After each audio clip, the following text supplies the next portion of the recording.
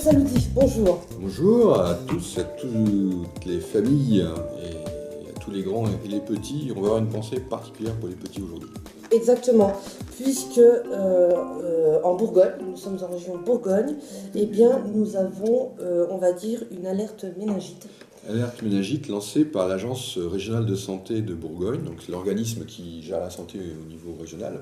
Donc Ouais. c'est un organisme hyper sérieux et qui est très bien, mais qui manque d'humour. Quand il y a un problème, il rigole pas. Oui, là on rigole pas parce que bon, nous en tant que parents, en tant que maman, en tant que papa, on est tous inquiets par rapport à nos enfants. Et justement, On a nos petits loulous, hein. et on a des petits bouts. Et alors les petits bouts, qu'est-ce qu'on sent en tant que parent quand on entend parler Eh bien, des c'est cas un de peu la méningite? panique, voilà, c'est un peu la panique et on se pose les questions, quel type de symptômes, comment on peut se rendre compte, enfin, fièvre, comment on peut s'apercevoir qu'il y a quelque chose qui ne va pas et éventuellement une méningite. Ah, ah. Alors là, C'est une bonne question. Alors, à tout âge, quand on oui, parle de petits bouts, de petits bouts, c'est de 1 à 24 ans quand même. Hein. Il y a des grands petits bouts. Hein. d'accord, C'est des adolescents et des jeunes adultes. d'accord, Donc ça concerne de la maternelle à la boîte de nuit. Hein. d'accord, ok. Donc on va déjà commencer par les tout petits, que ce soit un bébé ou un petit enfant qui a du mal encore à dire. Alors, les symptômes de la méningite, c'est votre médecin qui va vous aider. Mais le repère, les deux repères, c'est des fortes fièvres et des raideurs de la nuque. Donc, Une nuque raide chez un enfant avec de la fièvre impose une consultation de votre médecin. quand on dit fièvre, forte fièvre, Forte fièvre.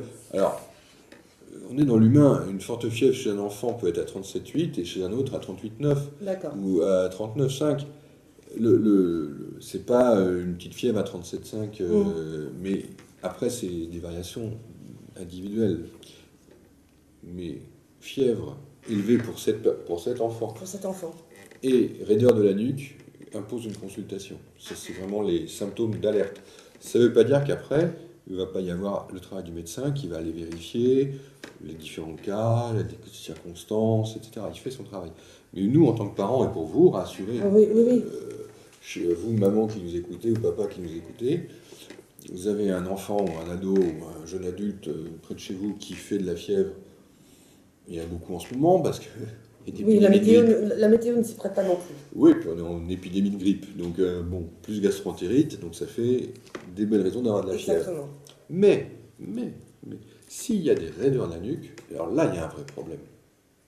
Et là, Mais qu'est-ce qu'on appelle une raideur de la nuque?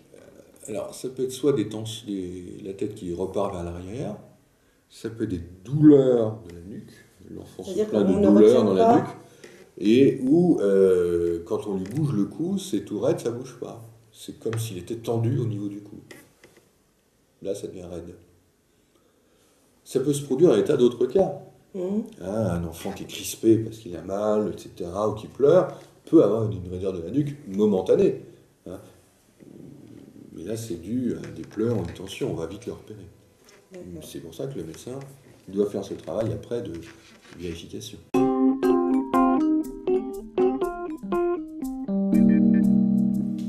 La démarche de l'Agence régionale de santé est nouvelle parce en gros, il y a 3 types de méningite, mais sur la méningite C, donc un méningocoque C, on a maintenant un vaccin qui s'appelle le Méningitech et qu'on peut donc, et c'est nouveau, hein, ça fait pas très longtemps qu'on a cette disposition qui est remboursée et on souhaite qu'il y ait un maximum de gens qui soient vaccinés, de gens de 1 à 24 ans, D'accord. qui est ce vaccin Méningitech, de façon, et c'est recommandé que depuis 2009, donc c'est pas vieux, Non, c'est pas grave, c'est pas très loin. et de façon que tous les enfants à partir de 12 mois aient une injection de vaccin contre la méningite. C'est remboursé pour les moins de 25 ans, et ça peut être fait par votre médecin traitant, il fait la prescription, vous passez à la pharmacie, vous allez chez le médecin, et on vous donne, et on vous fait ça. D'accord. Mais c'est un vaccin à vie ou il y a des renouvellements? Un vaccin, une fois, protège pour la vie. Ah oui. Facile. Il n'y a pas de rappel, il n'y a pas de. Non, non. Alors, quand on sait que les méningites, c'est pas seulement le problème de la fièvre ou de l'éventuel décès, c'est que ça a été pendant très longtemps une des grandes causes de handicaps mentaux. C'est-à-dire que quand on y échappe, on peut rester à vie handicapé mental. Donc là, ça jette un froid, quoi. C'est pas rigolo, les méningites. Et en plus, on ne sait pas trop, bon, ça se transmet toujours d'individu à individu. Pas forcément par un contact langoureux de type baiser, ça peut être dans la pièce, l'éternuement, à 1 mètre. C'est quoi, c'est un virus et...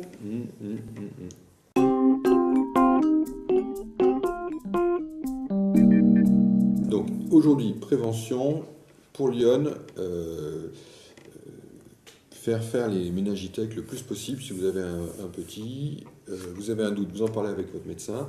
Vous regardez les carnets de vaccination, si ça ne figure pas, ça veut dire que vous ne l'avez pas fait. Alors, ouais. Ça vaut le coup de se poser la question et de le faire. On en parle souvent des vaccins quand même. Il n'y a pas très longtemps, on en a parlé aussi. Oui, parce que... Vas-y. Et bon, il y a encore aujourd'hui des personnes qui sont réticentes, ne serait-ce que pour le premier vaccin, à l'époque c'était le BCG, c'est plus Oui, comme ça mais que ça s'appelle. c'est un choix. Faites ce que vous voulez. Moi je dis, faites ce que vous voulez, mais voilà, vous avez un enfant, vous m'avez dit votre inquiétude en tant que parent, on a même des paniques quelquefois par rapport à ces enfants, au moment où on se pose des questions, ben, voilà, qu'est-ce que vous voulez leur offrir, hein? C'est comme quand on met la ceinture, quand on est en voiture, on peut ne pas mettre la ceinture, c'est un choix, c'est libre. Ce sera le mot de la fin. La réflexion en tout cas. Merci beaucoup, à bientôt. À bientôt.